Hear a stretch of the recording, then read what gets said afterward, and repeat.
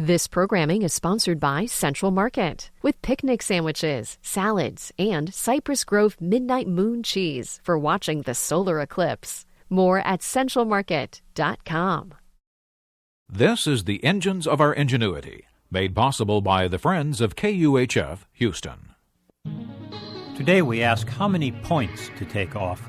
The University of Houston's College of Engineering presents this series about the machines that make our civilization run and the people whose ingenuity created them.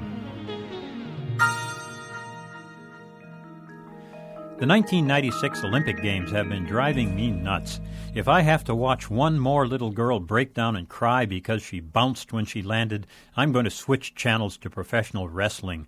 I just watched a young man leave the hard floor and do 3 somersaults in midair. It was a violation of physics that boggles the mind. But when he finally fell from the sky, he took one backward step.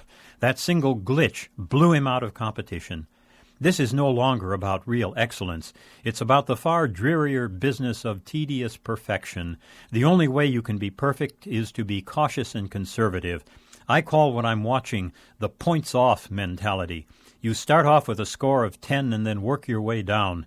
I guess if you do nothing, you'll stay a perfect 10 forever. Some Olympic events are untroubled by points-off thinking.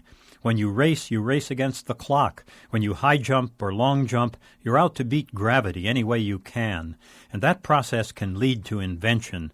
At some point, a high jumper thought of pitching his body over the bar backward and landing on his back. When that happened, a whole new world opened to athletes.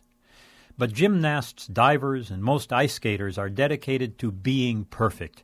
Children who live to please adults by being perfect suffer whether they're athletes or not. I worry far less about beating up young bodies than I do about beating up young psyches. Points-off thinking isn't limited to the Olympics. We teachers are painfully aware that the graduate who goes on to greatness was often a C student. We, too, do a lot of points-off grading. Yet, how can anyone be both a risk-taker and a straight-A student? If the purpose of grading Olympic athletes is to identify a champion, the purpose of school grades is to drive learning. Very different objectives, but points-off thinking undermines them both. Any teacher worthy of the name likes to see students who don't care about grades, who don't care about any reward that comes from outside. Good teaching means fostering learning that satisfies a craving inside the student. It means helping students to find that craving. But that is hard to do.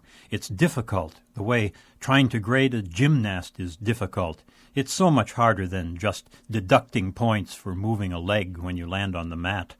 Points off is the easy way to raise a child, to rank a research proposal, to tell right from wrong. Points off is worse than just avoiding the real content of human accomplishment. It is the way we tell children that action simply gives them a way to slip out of first place. I'm John Lienhard at the University of Houston, where we're interested in the way inventive minds work.